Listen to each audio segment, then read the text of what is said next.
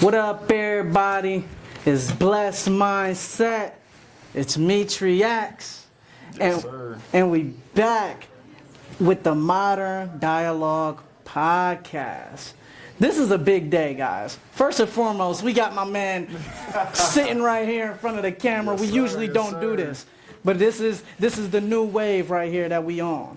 But even bigger, we got a huge guest right now. You know, she been in councilman for a long, long time, so she knows how Akron is ran. Right. I want everybody to give a round of applause to Tara Mosley. Thank you. Don't forget the Weems on there. Tara Mosley Weems. Don't get in trouble with the husband. Yeah, 100%. Gotta give respect. 100%. Yeah, absolutely. Thank you for having me. I appreciate it. Yeah, I'm glad you're on the side. Yeah. Okay. Yeah, I like it. I like it. We here. Now, Tara, can you tell me about like your come up in the political realm? Like, how did you get into politics? So the first campaign I ever worked on, I was 17 years old. Dean Young, I remember he was an attorney. He's still an attorney. He was running for judge. And I would make, they would call Dogs and Suds phone calls for his fundraisers. And I saw him on a horse in a parade one day, and I said, I want to go and help him. I was so excited to see there's this guy that's running for judge on his horse in the parade. So that was the very first campaign I ever worked on, and then I just kept working on them from there on out. One of the biggest campaigns I worked on was when Barack Obama ran for president the first time. And we went out and we knocked on so many doors. I ended up getting the Summit County Democratic Party Chairs Award for it because we just grind so hard for him, because to me it gave our community and gave this country so much hope that there was this man who looked like me, who looked like my ancestors, who was getting ready to be the president. Yeah. And so that just lit a fire under us. And then I worked on his re-election. And I was actually a delegate for him. So got to go and be a delegate for him. We were in North Carolina. And I just, you know, it's always been in me since I was 17. And I just kept it going. And I worked on his campaign. And then when Senator Sanders ran for president, I was actually a delegate for him the first time. And then the second time when he ran again, I was actually a surrogate for him. So I got to travel the country, speaking about Medicare for All and making sure that people understood the importance of Medicare for All. So, you know, that's how it all started. What's the difference between like a surrogate and a delegate? Like, so a delegate is when you go to, when they have the convention, when they had the Democratic National Convention, there was one in North Carolina, then we had the one in Philly. You're going to represent that candidate and you're a delegate, you're voted in. They have these different meetings across the state. And they pick people that have to vote. If you get picked, you got to go in there, basically got to go in there and try to persuade people to vote for you. An example, when I went to run to be a delegate for President Obama, this is when he's on re-election, I actually had to drive up to Youngstown. Now, mind you, they in their mind already knew they was going to run the gamut because it was in Youngstown. And here I'm coming up from Akron trying to convince these Youngstown folk to vote me in as a delegate. So they were working the room like, yeah, we already got our person. So basically telling me you need to sit here and enjoy the process, but we already got our people. I actually, funny story, short story though, I went and bought these little press-on things and we ironed them on the t-shirts, and I had two of my daughters, Chanel and Jazz, and I said, you guys are gonna come to Youngstown with me. And we went and we printed up some postcards real quick and we worked that room. And then I saw this group of older gentlemen, distinguished older veterans sitting at a table. My dad was a veteran, and I just made a beeline to them. And I sat there at that table with them for about 30 minutes, talked to them about their time, their service, talked about my dad, his service. Every last one of those veterans voted for me. I was the only delegate that came out of Akron. Went up to Youngstown, and so I was like, oh, that's what you got to do. Okay, and it stayed with me. And so after, you know, he got back and reelected, that's when I decided to run for office. I was a bailiff at that time, though, when I ran for office. And can you break that down for the audience? So when he ran the first time, I was working at a law firm, and then I ended up going to one of the individuals who was appointed as a judge took me over as a bailiff, but then they lost their race.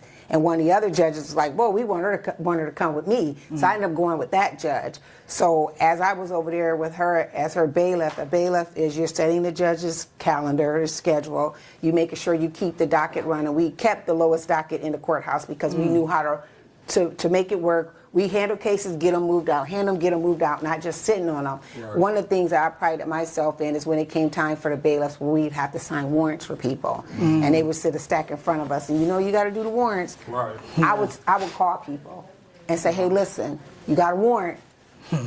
If you could get here by noon, I won't issue the warrant." And 9 times out of 10, they would show up. Oh, they would show up because they would show up. Now, if it was something like domestic, you can't get time on that. But other stuff, I'm calling them. Listen, come down here. I really ain't trying to sign it if I don't have to. And I had a cool judge who was okay with that. And 9 times out of 10, they would show up. And that's what it was about. And it to this day, I would run into people and say, "I remember when you was a bailiff and you could send me to jail and you called me." I mean, or one guy told me one time that he didn't know how to get his license, and I sat the whole day working him through how he needed to get his license reinstated because they had been. But that's what it's about. Yeah. You know what I mean? That's what we are in these spaces to do. It's okay to help people because that's what we should be in the business of doing anyway. So that's how it all started for me, and now here I am. No, that's awesome. That's awesome. Yeah. So break down the process of you trying to become mayor. Like, what inspired you to even do so? Because this is a huge responsibility. Absolutely.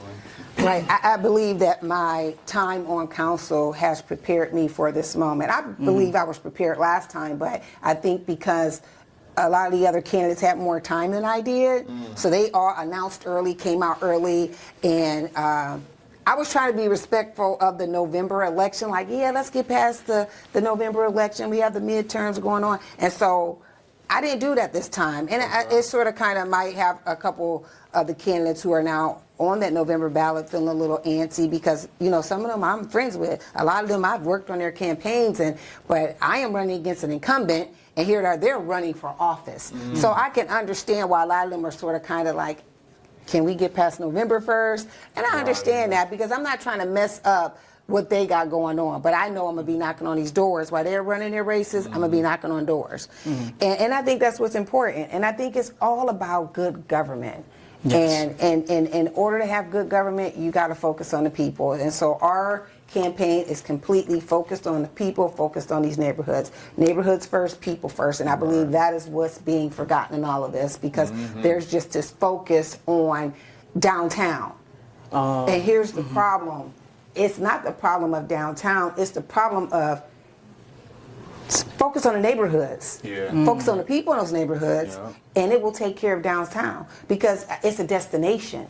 But you got to make sure that those people have something to be prideful of. Nobody want to come downtown if they got their own issues going on in their own neighborhoods. If you dealing with poor, inadequate housing, you dealing with gun violence and public safety issues in your neighborhood, you not thinking like, I'm about to go downtown to see who at Lock 3. You thinking about who's going to be shooting guns in my neighborhood today, what's going on in our neighborhood. And so I just truly believe that the model for them, the way they're doing it, is not the way I would do it, and it's not the way I will govern. Well, I seen you do a post after it was the Highland Square shooting, and it seemed like you were saying like, hey, we need more security or police within the communities itself. How are you gonna do that, and how effective do you think that will be? Substations. We need substations in our neighborhood. And when I say substations, they're sort of like district headquarters. They have them in Cleveland. They have them in Columbus. Other smaller municipalities have substations within their contracts. So if you want to repair those relationships between the police and those communities, why wouldn't you want to put a substation in the neighborhood? Because then you're building trust. You're going to have somebody you can go and talk to, somebody that you know that something in that neighborhood happens, there's going to be a quicker response time than them having to come across town because now there's been an issue, whether it's in East Akron, North Akron, West Akron, South Akron, because they're rooted in the community. And I truly believe if you root them in the community, you not only will repair those fractured relationships, which we all know is very fractured, it curbs the violence. Because if I know I'm out here doing wrong, and I know that there's a substation 2 blocks from where I'm about to do something, I'm gonna think twice about doing it because you know they just a stone throw away from mayhem. And so that to me is easy. People say, how are you going to pay for it? Well, public safety is the biggest part of the city budget. I know the budget because I've worked that budget for 10 years. We can reallocate money to make sure that we are building substations, and then we also have issue 4 money. And issue 4 came from, it was on the ballot and it passed, it's for police, roads, and fire. It's the only thing that part of the budget can be used for. So you have a pile of money that's continually accumulating. You can be using that to build these substations, and you don't even got to build anything from the ground up. We got empty Walgreens all over the city. We got empty. They're tearing the CVS down right now today, or up on 6 corners. Why are we tearing that CVS down when we could use that as a substation? I just seen Walgreens sitting on Arlington Street. I mean, what are we doing here? We have empty brick and mortars all over the city that we can utilize, and we can't keep saying this about the money. It's about the money because you find the money for the things that y'all feel that are important. But what about these neighborhoods? That should be important for those neighborhoods. I agree with you 100%, and I'm big on like police, you know what I'm saying? We need police and we need structure and we need protection. But what would you say to the people in the community that's like, whoa, hold on, police? We don't really like the police, you know what I'm saying? That's a great question.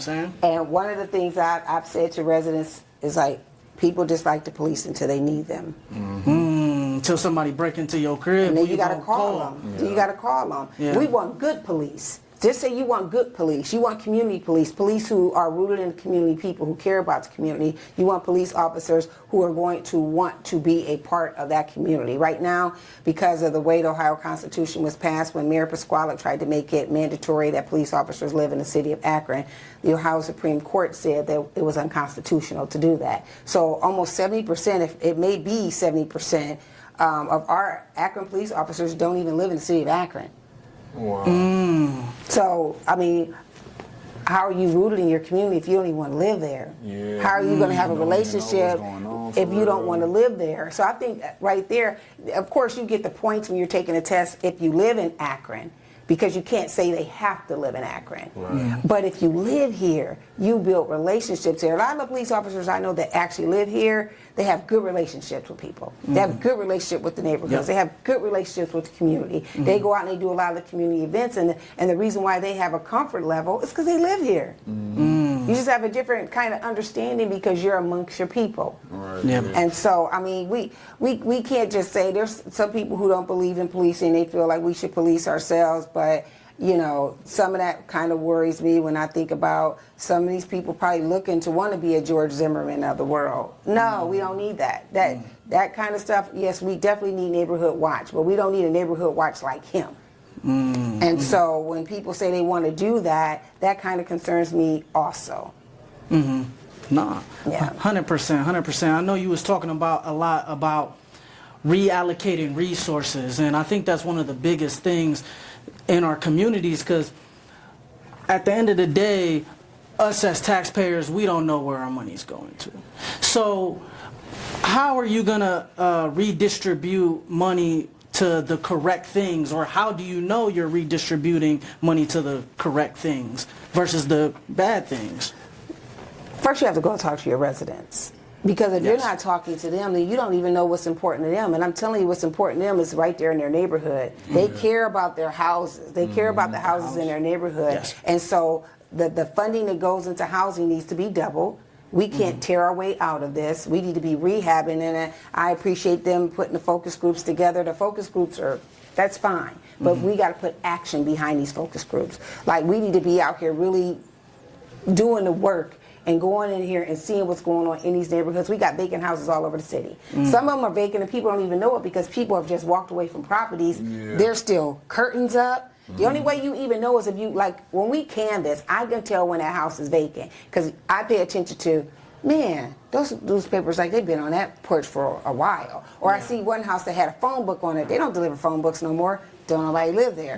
And so, but a lot of people don't think like that. And that house is probably been empty for a really long time if there's a phone book sitting on the porch. So, I mean, there was a time when one of the agencies went out and they did a vacant housing count. I believe it probably was inadequate because a house like that had curtains up and it probably was even missed in that. And our houseless community is too big for us to have all these empty and vacant houses all over the city. Empty and vacant buildings all over the city. They get ready to tear Central Howard down to build another part of Palomar, but yet a stone's throw away from here is the Haven Arrest, and we got men sitting outside all day long waiting to get in the inside so they can go to church, eat, and sleep. But we have Central Howard right there. Why wouldn't we make that housing? We got Grace Park where they hang out. I know that's a historic park, but why wouldn't we build housing on that? If they're already in that footprint, why wouldn't we? That's where a lot of our funds have to be reallocated to housing. To housing. Has to go to housing. Do you think that's the number one thing that we need to focus on is housing, or, you know, because we had Donnie Brooks up here, he was just talking about roads, you know, but is roads the main thing in which we should redistribute our money, you know? My personal opinion, no. Again, we got issue 4 money, police, roads, and fire. Okay. I would say they should stop going with the lowest bidder, because you can't lay a street down and the next year that street is already flaking up. So that's an issue in itself. So I think sometimes when you go with the lowest bidder, you get, our parents always say, you get what you pay for. You get what you pay for. So I think there has to be a different dynamic as to how we're accepting the bid process or these RFPs. I think there has to be a better, but for me, housing and public safety is at the top of the list. They're running neck and neck, but we've got to do something about housing, because here's the thing, we can't expect businesses to want to move here and to thrive here if there's no adequate housing. And you can't expect everyone to be able to afford $300,000 and $400,000 houses, because they can't. They can't. When you start building $300,000 and $400,000 houses, you're looking for a certain group of people to move into that housing stock that you're building. But what about the people who live here, work here, breathe here, been here? What about building housing that they can afford? And you know, it all doesn't have to be, well, there's just AMHA. That doesn't mean you live in AMHA. But I know people who work full time who live in AMHA. It's not a bad thing. Some people just need a hand up, not a handout. You know, and so it has to start with housing. If you plan on building population, and you want people to move here, you want them to come here and work, a business is not going to move here if you don't do nothing about the crime. Companies aren't going to move here if there's not adequate housing. And all housing can't be downtown. Everybody can't afford to live downtown. 100%. You know, I tell a story all the time. My girlfriend just moved from one of the buildings downtown. I'm not going to mention it because I don't want them to feel bad about it. She had a 2-bedroom paying $2,000 a month. Wow, shoot, $2,000. Do you know what kind of house, what kind of mortgage that is? If you $2,000 a month, I mean, you getting 3-4 bedrooms, finished basements, you getting a yard, you getting a garage, and so I was just like, ooh, there's some people who that's okay for, you know. If that's what you like it, I love it. However, if you're trying to build to stay here and you got a family, you want to be in a neighborhood, but you want to be in a vibrant neighborhood. So it's up to us as a city to revitalize our neighborhoods where people can have pride in those neighborhoods. You know what I mean? And that's just, for me, that's at the top of my list. 100%. So do you feel like maybe the way people act or how they make their decisions could affect like the community as well? Like maybe people, you know what I'm saying, they live in a decent community, but they actions kind of make it a reason why the community ain't safe, you know what I'm saying? That's a great question. Yeah, that's a really good question. You gotta have pride in where you live at. You know what I mean? You know, it sort of kind of reminds me when I said, litter gets you where you live. When you see somebody go down the street and they just throw litter out in front of your house, you just like, why? I mean, and they probably live right there in that neighborhood. Right. So why would you do that in the neighborhood that you live in, that your parents and your grandparents helped build up? And you got to have some pride in that. And here's the thing. You want to litter over in wards 3, 4, and 5, which is a predominantly minority communities. Right. But you're not going to go out there in West Akron Fairline and litter in their neighborhood. So why litter in your own? You know what I mean? You got to have some pride where you at, where you stand at, where your family stand at. And I think a lot of that comes back to teachable moments. You got to understand that, you know, these are things that, you know, my home is the home that my dad built for my mom. And that to me is legacy. And I'm going to do everything in my power to make sure that I keep that house looking pristine, because I want to make sure that my kids and grandkids, this is a place where they can come and stay after me. And so our young people, they got to think like that. Your grandparents may have built that house, have some pride in it. So, but how do we even make people care? Like, it's, you know, because it's like there's got to be an incentive there. If people don't really care about our communities and people are just seeking like social status, you know, and prioritizing the wrong things, then it's like, how are we even gonna, you know, affect the community? It could be the resources they got around them, bro. You know what I'm saying? Like, you know how most neighborhoods, they got liquor stores on the corner. You know what I'm Liquor saying? store, drive-throughs, churches, You know what I'm and saying? used car lots. A lot of things that people want to enjoy in life, and maybe might not be the right decision for some. Right, and it can't be all that's in our neighborhoods, because when you go through our neighborhoods, like if I'm driving down Arlington Street, I'm hitting Arlington Street and I'm at Exchange and I'm going up street. That's my neighborhood. I know that street. You could throw me in the trunk of the car and I will know every street I'm at in East Akron. I'm driving down Arlington Street. I've already passed 1, 2, 3, 4, 5, 6, 7 churches. No shade. That's okay. And now I'm going back, and now we're going to the drive-throughs. 1, 2, 3, 4, 5, 6. Literally. I'm at 6. Now I'm gonna do car lots. I can keep going and going, but it's got to be more than that. When we talk about economic development, why can't Arlington Street look like West Market and Highland Square? Why Copley Road used to look like that? But now they vape stores everywhere. It's vape stores all over Copley Road right now. And the Walgreens is gone. Their pharmacy across the street is gone. I mean, like, this is one of my biggest questions, though, is that how are we going to get people to actually prioritize some of those things? Like, for example, like, let's say we put a GNC on Arlington. The question then becomes, how many people are actually going to sit there and buy some protein powder? GNC is not going to survive on Arlington. GNC is not going to survive on Copley Road. It's not going to survive on West Market. GNC is where it needs to be, inside of a mall. Those kind of standalones would never survive in those kind of communities. Well, you see what I'm saying in terms of like even like just a regular vitamin store. I'm saying, so like how are we gonna like productive for the community? Productive for the community, and people sit there and be like, okay, am I gonna get lit tonight, or am I just gonna buy some protein powder? And how do we make those incentives within our community? I think it's about community buy-in. And when you talk about neighborhood structures like that, when we talk, small businesses are the driver of the economy across the country, across the world, across the city. If people focus on Goodyear and Sumas and all that, yes, they have a lot of employees there, but small businesses are the driver of the economy. Whereas if you put one of those small businesses that do that kind of work in those communities, it would thrive better than a GNC. It really would.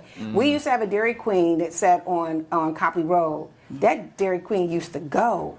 And then the family sold it. But that Dairy Queen was like, you knew the Dairy Queen was there. They had a Handles down the street, and I thought the Handles was doing good. They closed it, now it's a vape store.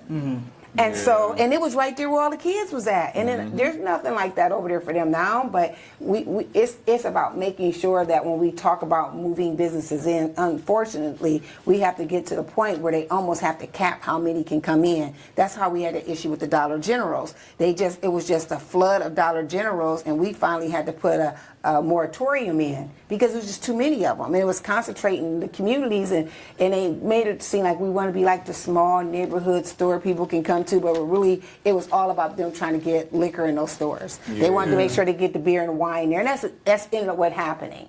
They say that's not what the point is for them to move there, but it's always the point of why they're moving there. So now, not only do we have the drive-thrus and the liquor stores, now we got the Dollar Generals playing a part in that as well in our neighborhoods. Yeah. all-in-one type of store. Dollar General got the liquor now. Yep. The household needs, everything. Like, Yep. You know what I'm saying? You go at Dollar General to the left, you go all your liquor over there. And then you get all your other stuff, your household stuff, and certain things they still have behind the counter because they still having some issues in some areas. But it really was all about the driving of them getting to the alcohol part of it in our neighborhoods, anchoring in our neighborhoods, and that's unfortunate. Mm-hmm. So I would definitely prioritize trying to make sure that we look for small business owners and giving them the incentives so they can be productive and prosperous. I mean, they have great streets, but it only goes so far down certain neighborhoods. It shouldn't be about how it goes certain areas and they cut it off. It should be about, if this is a small business and they're thriving and they have a business plan and they can show you their projections, why would you not help them? 100%. Why wouldn't you help 100%. them? So let me bring us back a little bit, Tara.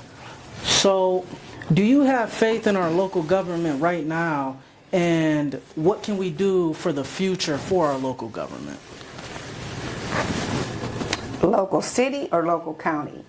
Either one, but mainly city. Yeah, city, since because we're the in county is Akron. Eileen Shapiro and her office. They do Yeah. phenomenal work. I mean, and she's covering the whole entire county. In terms of let's just stick but with Akron. The city, I would do things differently. I just would do things differently. I would never be a person that would tell someone I'm going to do something that I don't intend on doing because I want to get your vote. If I can't do it, I'm going to be upfront and honest with you. We could try to work through how do we meet in a happy medium, or how do we try to get to your goal, but not promise you something I know I'm never going to fulfill. I would never be that mayor. I feel like that's what a lot of mayors do when they run. Oh, absolutely. Oh, wow. Oh, absolutely. Yeah. You know what? Take care of the people, and the people will take care of you. But don't break promises that you never intended on keeping. Yeah. People say a lot of things, kiss a lot of babies, shake a lot of hands, but at the end of the day, it's always about that objective of getting in that seat. But when you get in that seat, if you don't do what you planned and promised to do, the people will remember. I think they're going to remember. Do you feel like a lot of people run just because they got their own ideas and agendas they want to kind of put on, like, as mayor, or do you feel like they actually been like putting in the groundwork, looking at certain communities and trying to make improvements, or do you feel like they just want to be mayor? Titles are good and purpose is better. And I love that question that you asked, because I think a lot of people get caught up in the position and the power and they forget about the people. Yeah, they do. I think that's with anything. Yeah. And you got to remember the people, because they're the ones who got you there. Right, yeah. And those people live in those neighborhoods, and you can't forget about the neighborhoods. Whether it's like, in my our launch video, we talk about it doesn't matter what side of town you live on, whether you're in East Akron, North Akron, West Akron, South Akron, or even in downtown Akron. You have to take care of the people. Tara, I actually agree with you. I think that the political left and the political right needs to tone it down. I think the political right can become too extremely racist, to be honest. I'm gonna be real, but Very. I also think that the political left, though, gets in their feelings too much and don't think with rationality as much. You know what I'm saying? So it's like, if we say, hey, let's stop being tribal and being like, oh yeah, I'm this way because of how I grew up or anything, and think rational, then maybe both sides can come together and actually speak truth. Because it's not about Republican, Democrat, or anything like that. It's about what is the highest form of truth. So one of the things that I have been working on the last couple years, and I will continue to work through that goal of getting it passed in Columbus, is one person, one ballot. I don't care if you're a Democrat, or Republican, or independent. Everyone should have the right to vote for whomever they care to vote for. And because if you're an independent and you don't declare a party in a primary, you are unable to vote for a candidate. You can only vote for issues if there's an issue on that primary ballot. So you're disenfranchising independent voters because they won't declare a party. And to me, that's not democratic. It's like, if I go in there, if I know I'm a Democrat, 99.999%, I'm going to go in there and I'm going to vote for Democratic candidates. If I'm a Republican, I'm going to vote for Republican candidates. So why are we telling an independent that they can't pick who they want to vote for if they don't declare a party? And that's one of the things I think needs to change here in this state. It needs to change immediately. I did bring this up to a couple of the Secretary of State candidates. Is that a state thing, or is that like a federal thing? It could go on a federal level, but I want to start here in the state of Ohio. Right. I have talked to our current Secretary of State about it as well, and he gave me his take on. He didn't think either party would go for it because they would worry about losing control of their party. But I said, but you're leaving all of these voters out there. There are more independent voters than Democrats and Republicans combined in the state of Ohio. So why would you tell them they can't vote for a candidate if they don't declare a party?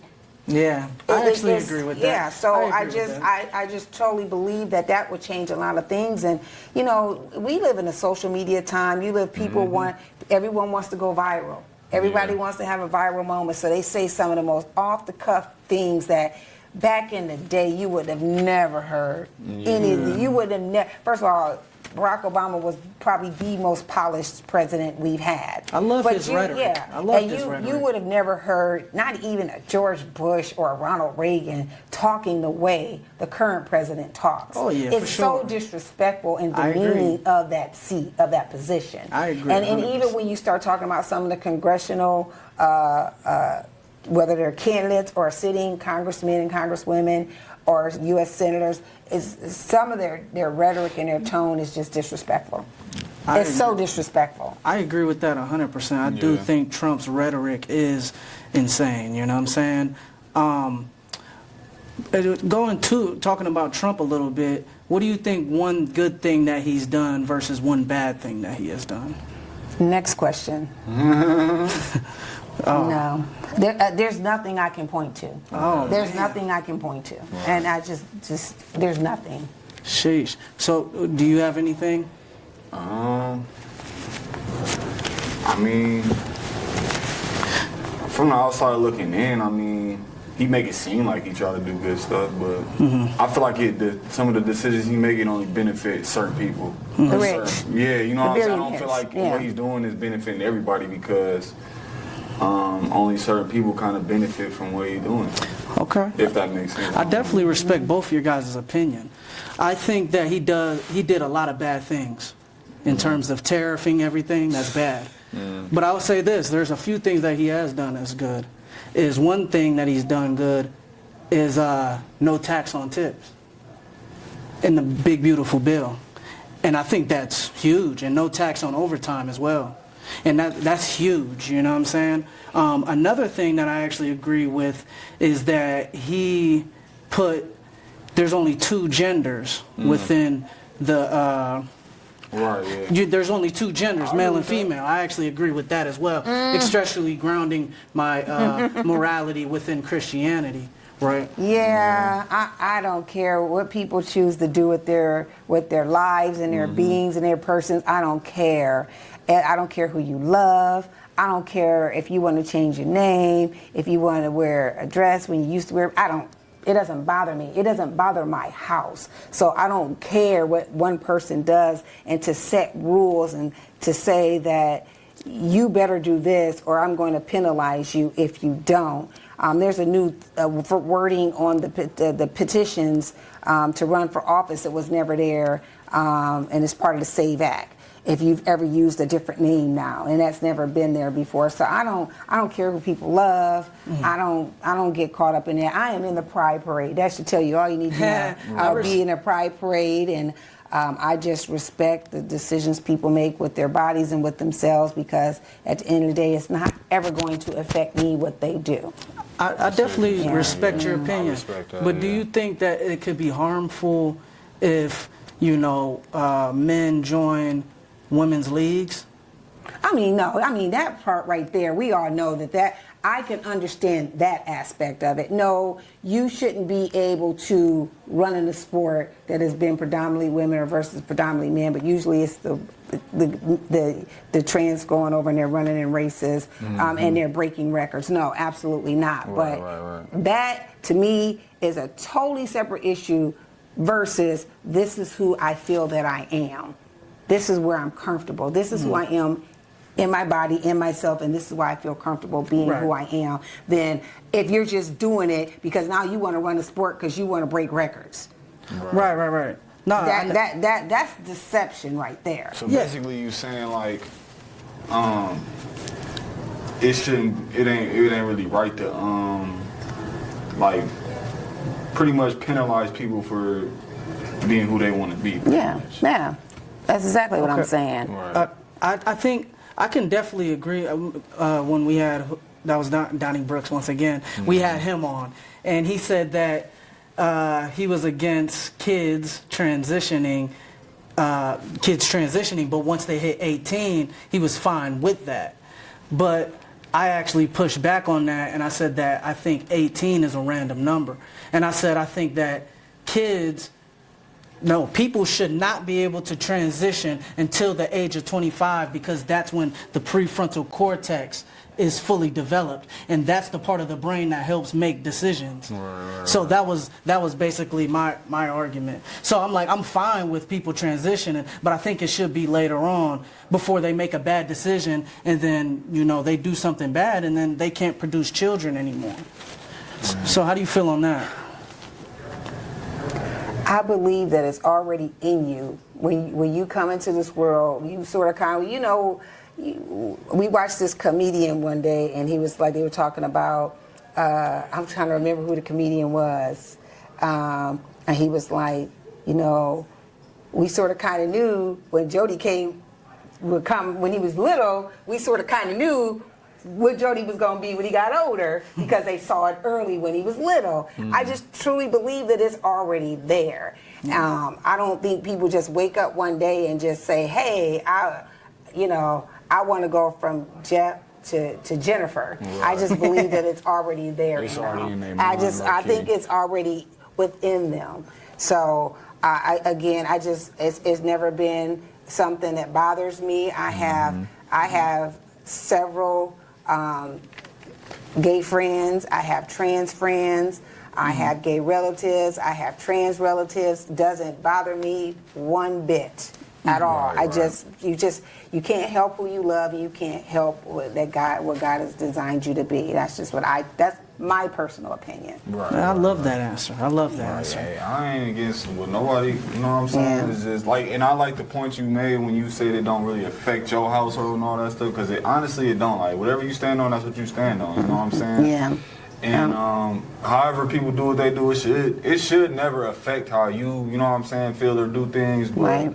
A lot of times, though, I feel like some people just get uncomfortable with how stuff is. Like, you know what I'm saying? Because they're not used to seeing stuff a certain way. So that's maybe where it be coming from. But yeah.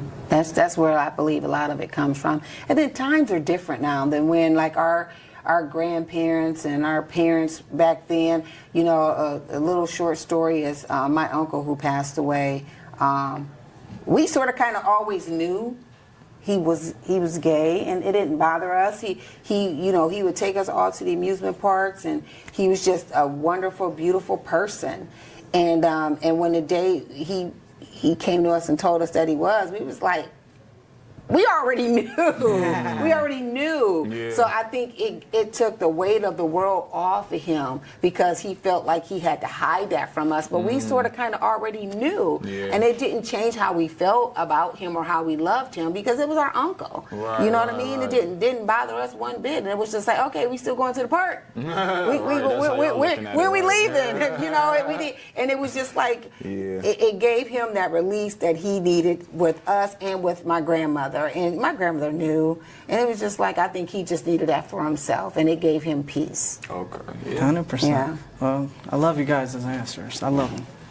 So let me bring us back a little bit. What do you think separates you from running for mayor versus everybody else that's running for mayor? Like, why should we vote for Tara? Well, I don't know who the everybody else's is, but I'm sure they'll be popping out here soon. I've done the work. And my husband has had to get me comfortable with tooting my own horn. And he's like, quit downplaying your accomplishments. And so and when I sat back and thought about all the work I did during my time on council, I had brought in, when I ran in 2023, I had brought in more legislation than anyone who was running in that race. And that still will hold true today. Unless Don Pasquale decides to get in this race or Danny Horrigan decides to get in this race, I still have brought in more legislation than anyone that I can perceive that would run in this race at this juncture. And, you know, one of my signature pieces is the live streaming. Live streaming wouldn't even exist. It was my legislation that brought it in. And it only came in because I kept bringing my iPad in and live streaming the meetings from my desk because I went to the law department and said I wanted to bring in this legislation. And I kept getting pushback. And some of the council members wouldn't agree to it passing. So I just kept live streaming. And they kept running to the law department, and the law department said there's nothing we can do about it. It's a public building. And so then I was like, okay, this is the timing. Let me bring my legislation back in. It ended up passing 9-4. There were still 4 who voted against it, but it passed. And because of that, we live stream. The only thing that they do that I don't like, I appreciate that they finally put the cameras back on public speaking when people are speaking because it took it off of them. Wow. I don't like that they've enabled the comments on the YouTube because again, we are public servants. Yes. And I mean, we can't just try to prohibit and enable people from speaking their minds. I mean, people say some of the nastiest things to me about me, and you know what the thing about it is? I know who I am, so it doesn't bother me. I know who I am. So you're going to have those people, and then you might have somebody who may really give you some constructive criticism that could be helpful. But because you've enabled the comments, you'll never know that. And so that's one of the things I don't know if they finally put the page, put a social media presence up on Facebook. That was part of my legislation, that it went up and then they took it down. So then they started teetering with the legislation because certain council members didn't want it on social media. We're public servants. Yeah. We're public servants. And so you got to take the good with the bad with it. It's all not just, daisies. And why are they doing that? Because they're like kind of scared of the comments, or honestly, you just got to roll with the punches. We signed up for this job, and when you signed up for it, you've got to know there's going to be the good, the bad, and the ugly that's going to come along with it. I mean, there were times when when we brought in the COVID restrictions, when COVID was really, really bad and people were just dying, and it was around a holiday. And so we brought in legislation to limit how many people you could have in your house because we were trying to curb the spread of COVID. Let me tell you, those people came after us like nobody's business. They came to my house, they went to Mayor Horrigan's house, they went to Jeff Fusco's house, but he didn't even live there anymore. But they came to my house. They had Trump flags. They was in a monkey suit. They had guns. Oh, that's crazy. Yeah, it was on. It made national television. It was crazy.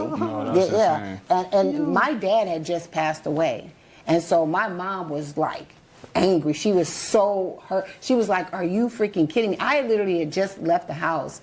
I don't know at that time, my fiance, I don't know where we were going. My mom called and said, "Hey, there's some people outside with a bullhorn and I see some flags." And I was like, "What?" She's like, "Yeah." I said, "Mom, stay in the house." And so we ended up coming back. I pulled in the driveway and I see them. I'm not about to be confrontational with you because I already know how bad this is going to turn. And I take my onus in this because when they went to Mayor Horrigan's house, I did little smart stuff. I wish a mofo would come to my house. I take that back every day. I said, I wish I wouldn't have said that because that whole situation could have went really, really bad. It could have went really, really bad because as I came back, all because of that legislation. That legislation drove them to want to come across town and sit in front of my house, and all the thing I did was Facebook Live the whole thing, and the next thing you know, the whole neighborhood showed up. Yeah, that's wild. My whole lawn was full of neighborhood people. Wow. And the bad part about all of it was they actually called downtown to get a police escort to come to my house. Yeah.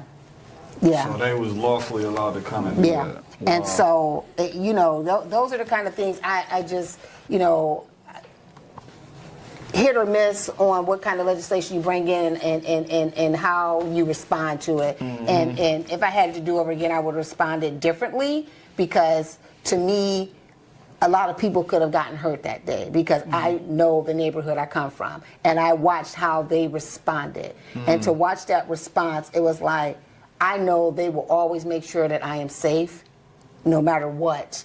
Even when I go to certain things after that happened, and there was a couple people I had to call downtown and get restraining orders against and stuff like that. And I would watch certain people from my neighborhood would show up at events I was at, and they would say, "We just here because we knew you was here. Make sure you're okay." And so, I pay attention to that now. So I'm very, very cautious about my words when certain things that are hot topics come up, because I know that there's going to be a reaction from certain people. 100%. Yeah. That's kind of scary when it's like your voice is like real powerful for real. Yeah. Yeah.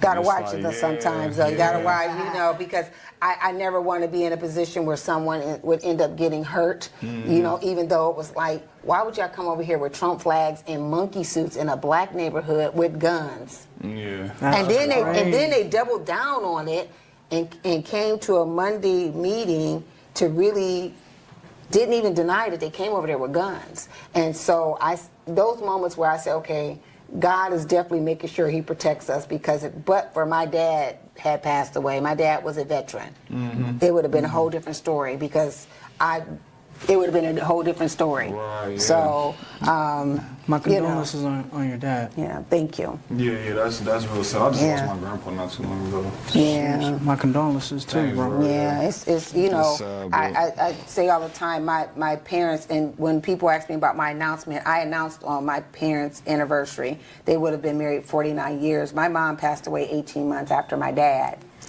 She's heartbroken.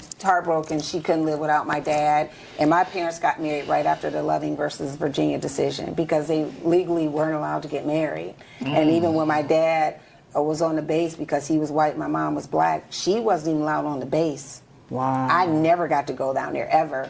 But yeah, the bus driver wouldn't even drop my mom off near the base because he worried about her safety.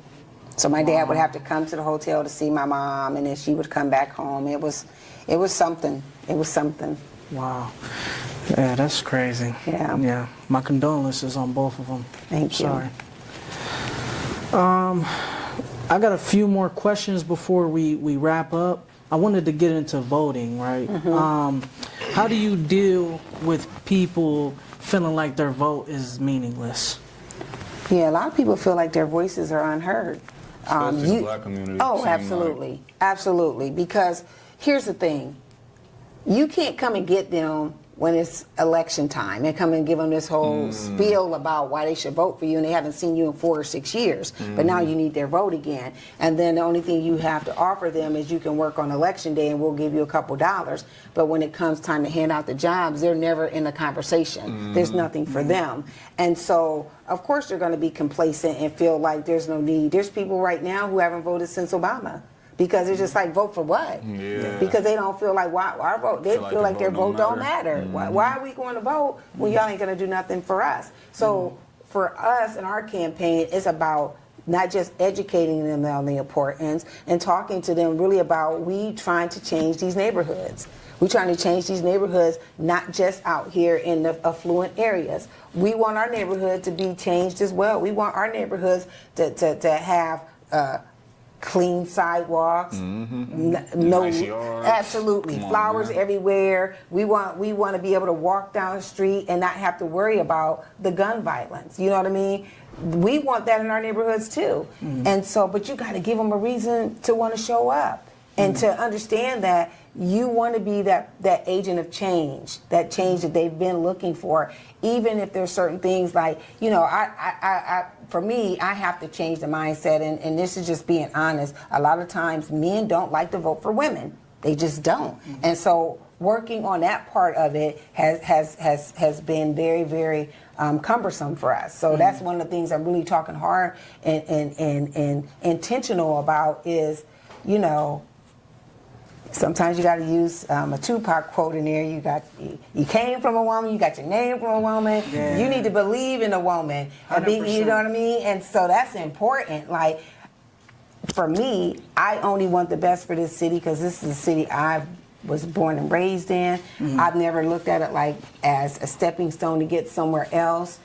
All the campaigns I've ever worked on, I could have taken jobs and been to DC by now or Columbus by now. I have chosen to stay home because I love home. But you still, even though I love it here, you got to make other people feel that too. You got to make them feel like there is purpose in their vote besides them just showing up because you've shown up 4 years and past, and here you come again, knocking on the door, giving them the same spiel. Right. And making sure they don't fall for it, because unfortunately a lot of them fall for it over and over again if they show up. Yeah. So I think that's important, is you just got to give them a reason, and not just the little dog and pony show and making a whole bunch of open-ended promises that you're never going to keep. 100%. Yeah. And I agree with that 100%.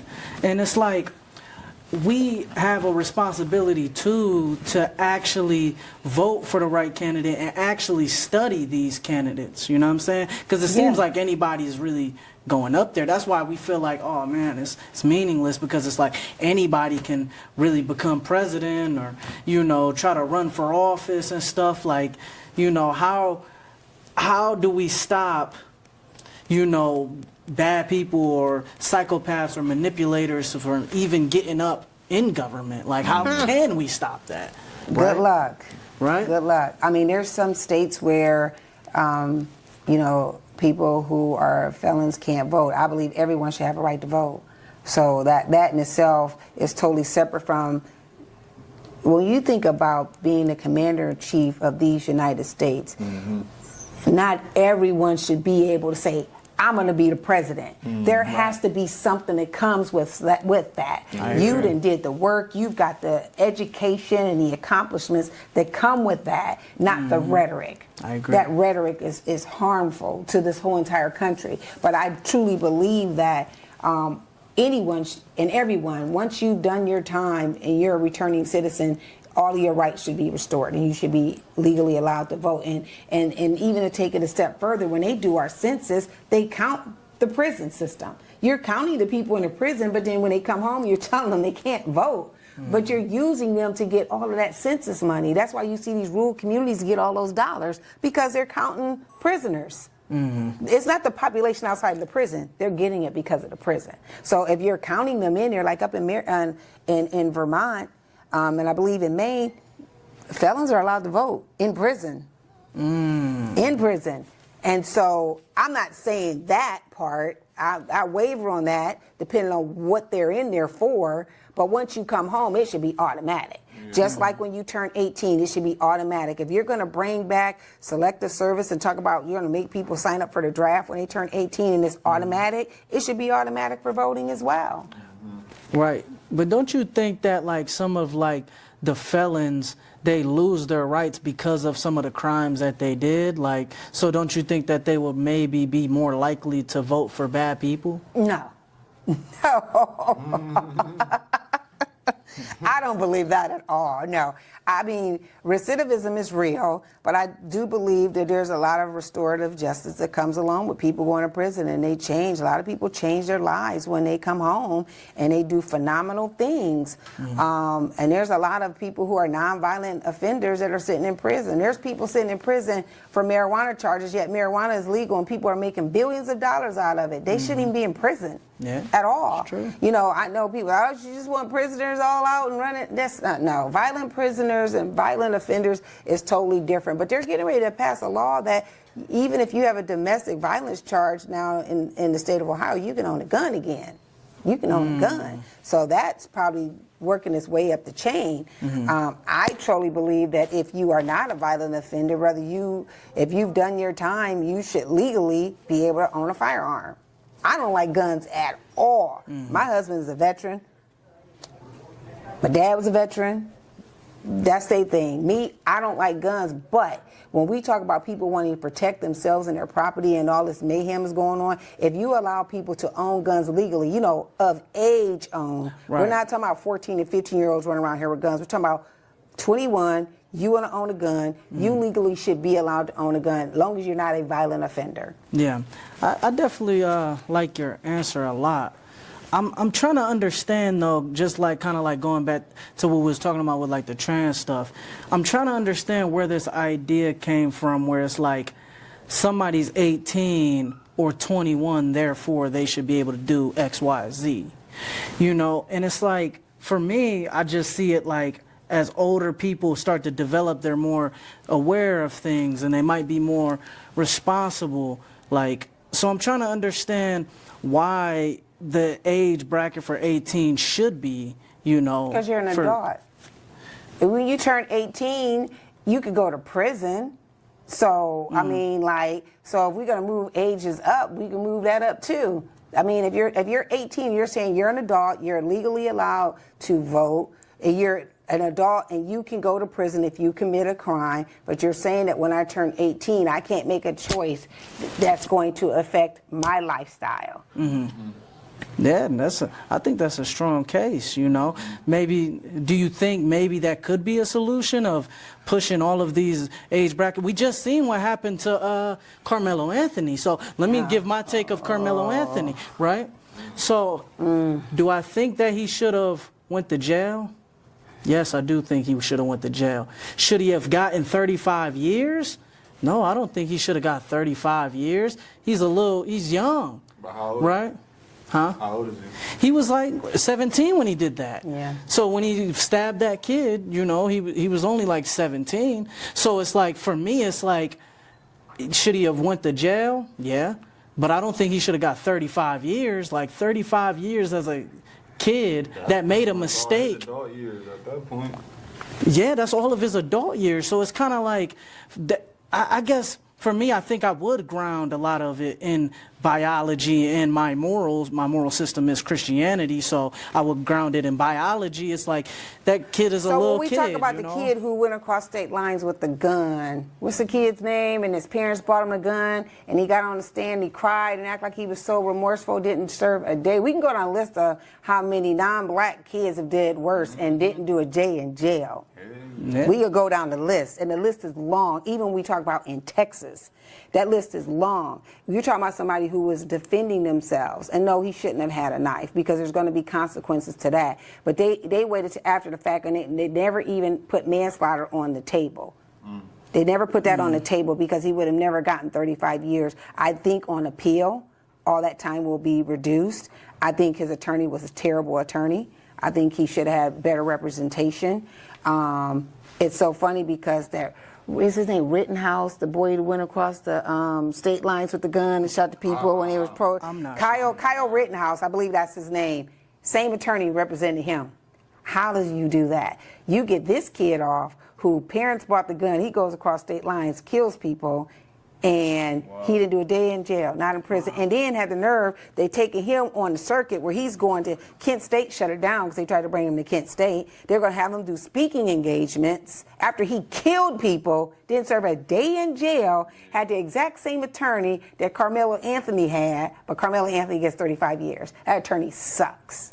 I can agree with that. He sucks. Because there ain't no way in the world that boy should have got 35 years. So break it down. So when you think about a jury of your peers, when you say a jury of your peers, and when he looks at this jury, there's no one who looks like him. So how is that a jury of his peers? Mm-hmm. And during voir dire, you're going to tell me y'all didn't have not one black juror that met the criteria to keep on that jury? Mm-hmm. No. I mean, that alone is going to get him an appeal. I could definitely see what you're saying. I think the problem with what I be having is like we look at race so much, you know, and it's like I think you're right. Maybe he could have got, you know, less time if there was more black people. But what are we looking forward into the ideal of America? It shouldn't be that, oh, there's a whole bunch of black people there, therefore he should get less time. It should be, all right, what is the objective truth, right, of what this boy did, you know, and then go off of that alone. So I'm trying to absent race out of it all and then be like, okay, what did he do? How much time should he have gotten? And that's why I've ground some of my morals of I forget race. You know what I'm saying? That's how I'm thinking. How do you forget race in a racist country? Like, seriously, let's think about that. How do you Good forget question. that? I mean, you can't. You know, I've gotten pushback from some people who will say Tara is racist. First of all, my dad is white, my mom is black. Yeah, I don't think I got that's biracial children. Right. So I'm going to speak from a place of understanding and knowledge and experience, because I watched what my parents went through being together in the 70s. I watched what they went through, and it wasn't pretty. My dad was having to fight black men because of my mom. I watched my mom jump on people because of my dad. My boyfriend in high school was white. We have 2 children together. I watched him have to fight people because we were together. Mm-hmm. I watched people drive down the street, and to this day we never understood. We're friends now. We both have different lives. He's remarried, I'm remarried, and we watch people call us a Chewy lover. What is a Chewy lover? Yeah, And it's just like, so up. when we talk about, it's hard to forget race when people are constantly putting it in your face in everything that we do in life. And again, 1600 Pennsylvania Avenue reminds us every day of race, because of the things and the rhetoric that he spills out and he allows the people around him to spill out. I mean, it's hard to get away from it when you have these people who are constantly making sure they remind you that they somehow feel that one race is more superior than others. And it should never be like that. It should never be like that. But that, unfortunately, that's the society and the world that we live in. And it's just so incumbent on us to try to do better as people, to try to get away from that. And right now it's just really hard because we constantly hear it on TV. It's all they talk about, all you hear about it. Even when you think about the stuff that happened in Charlottesville, and this guy, you run over this woman and kill her, and then you're going to say they're down there talking about tiki torches, talking about Jews are trying to erase us. Yeah. Wild. And he says there's good on all sides, instead of just calling it out to say this was wrong. This young lady lost her life because of it. So when you have someone who does that, you continue to watch this racial rhetoric go on amongst people, even amongst people that you think had no clue that they were even like that. Yeah, I have family members who voted for Trump, and we have our dialogues all the time, and they don't make a good argument for me. I think they just like being on that side of the world to have an argument, because they still have not presented a case to me as to why they voted for him. They've not done that at all. And I think everything that you're saying is great, you know, and I actually respect it. When people are racist, we need to call it out. Yeah. But I would say this, and I truly think that America is less racist than a lot of countries. And I'm going to demonstrate how. If we're talking about economic mobility, who's more on top? White people or Asians? The Asian man makes more than the average white man, you know? And we got to take that into consideration of like, wow, we are really blessed to be in America, because if we ground our morality and we ground our culture in meritocracy, we can reach the top of the hierarchy. And I truly believe that in my heart. But everything that you're saying, though, is right. We have to call out racism when there is. But I think that we have to understand that within our culture, especially black culture, you know, we did a downfall, right? Even the time that you was talking about, horrible time in Jim Crow. Horrible time.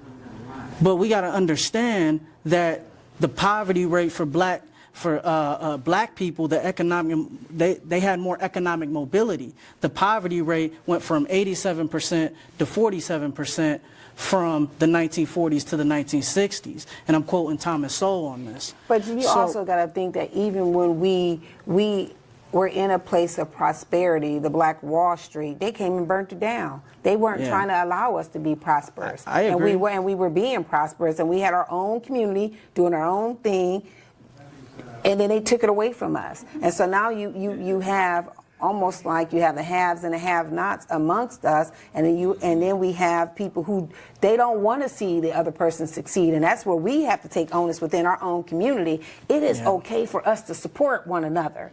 Like, we can't talk about trading our dollars within our community, but then we want to barter with our community, but you're not going to Macy's trying to barter. You're not going to Dillard's trying to barter. You can't go in Dillard's and be like, man, I got $25. Can I get that $100 the $100 coat for this $25. You can't do that in Macy's, so why are you doing it amongst your people? We have to, if we're going to talk about economic growth and development, we have to trade those dollars within our communities, whether you're black or white or whatever. We talk about the Asian community. You know why they're prosperous? Because they support each other. 100%. They support each other. And so, and until we get to that point, it was always going to be us complaining about what other people have instead of us saying that we need to change. Like there's a lady that comes on 93 and she talks about how they circulate the black dollar, how they're circulating the black dollar in certain communities, and they'll highlight a store that this is who we're going to go and buy from that week. I did flash mob and buys here in the city of Akron. I was doing them for the longest, and I would put up, these is the stores that we're going to support this week, and I would show up and, hey, we're going to go over there. I remember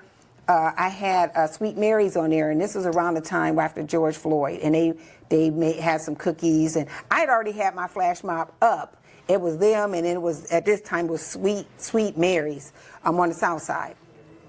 And then they put up the post with the cookies that said F the police. So the police in their mind thought I was only highlighting them because of the cookie. I didn't even know about the cookie. I just knew that they were on our radar to push out, and they were already pushed out when they released this cookie. I was just like, what I'm gonna do, take them off after I done put them on? What am I supposed to, it's a freaking cookie. So, but people, they were really upset about that cookie. And so, but that's, again, circulating those black dollars or white dollars or whatever dollars within those communities. And when we talk about small businesses, this is how we prosper, by circulating those dollars within those small business communities. And I mean, because the same way that you're going into the mall to buy shoes, there's small business owners who got shoe stores. You know, there's small business owners, like you got Deontay Brunson over on Arlington Street. He got a whole store. Why not go over there and support him? You know 100%. What I mean? There's so many people that you could be supporting, and we just don't. So 100%. I think it's just because of popular demand, maybe. You know, when certain people or certain brands or whatever done been in the game so long, it's like people ain't got no choice but to go in. Like, it don't really matter unless the new product really got so high interest or whatever it is. You know what I'm saying? Some up and coming new. I think people just go for what they know to go for it. Like, you know what I'm saying? Labels. People love labels. Like, it don't even matter the price at that point. Like, they like labels. Market, and it's still nice, same quality. They gonna go with it just because of the name on it. You know what I'm saying? Well, I wanted to ask you too, is that one thing that I see within our communities, right, is the absence of marriage. You're married, and you probably have a lot of friends that are married, and I prescribe people to get married because the poverty rate for black married couples is under 10%. So most black married couples, they're not poor. So as mayor, is there anything that you can do to help people get married or create any incentives? Absolutely not. No. I love the truthfulness. Absolutely not. I mean, love is love, and if you love somebody and want to get married, awesome. But don't just get married because you think it's going to make you be financially responsible within that relationship, because you're going to have two miserable people in a household making the kids miserable. Like, no, you get married because you love somebody, not because you think it's going to be I'm sorry if you misunderstood. I'm sorry if you misunderstood me. I didn't want to say that just because of finances alone. I'm just talking about community communion. I think the community. In general, black couples that are married, they're successful. They're more successful. Their children have a higher IQ.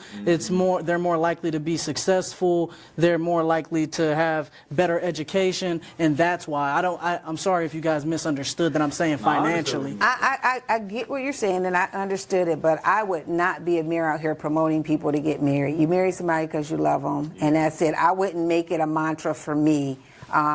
I just was fortunate enough to, I'm newly married, to be able to marry my best friend and somebody who I know is my ride or die, somebody that is my yin, and we're yin and yang with each other. But everybody don't have that. So I wouldn't go around like, promoting the sanctity of marriage. I'll leave that to the church. Leave it to the church, I wouldn't be that mayor at all.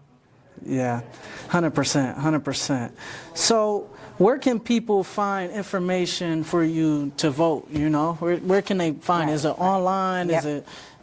So our website is terrorforakron.com. Of course, I'm on all the social networks, Facebook, Snapchat, TikTok, Instagram, Twitch. I'm missing one in there somewhere. But, you know, they go to Terror for Akron and it talks about our platform and our pillars and, you know, why we're running and what kind of government what we would bring in to the city of Akron. And I think that's important for people to do the research. Do your research. Don't get caught up in what people say. You know, one of the things that bothers me the most is when people say what they heard, or I heard this, or I heard that. It's like, do your own research. And if somebody says to you, I heard this about her, I need you to come and talk to me personally, because 99.999% of the stuff they think they heard, it be so untrue. And I'd be like, y'all really believe that? Yeah. But that's the time we live in now. I spend more time now going, that's not true. Where'd you get that from? Like, what? 100%. And I'm like, you believe that? I mean, it's just like, come and talk to me. I am very approachable. You know what I mean? I'm very approachable. You know, I don't walk around here thinking I'm better than anybody. You know, a lot of times if I'm not with my husband, I'm with my grandkids. Yep. So just come and have a conversation with me. And 100%. terrorforakron.com. Yep. Well, is there any more social medias that you want to plug in before we get off, or is that all of them? Yep, I think that's all of them. I think I'm on X, but yeah. I ain't really a big fan of X, but 100%, yeah. 100%. Find me over on Facebook or Instagram. Well, do you have one more final message for the city of Akron? One last one. Save the date, Tuesday, May 4th, 2027. We will be ushering in a new regime for the city of Akron, for the people and by the people. People first, neighborhoods first. Vote Tara Mosley. Thank Weems. you. Tara Mosley Weems. Thank you so much. You're welcome. No problem. Thank you. Yes, yes. Yeah.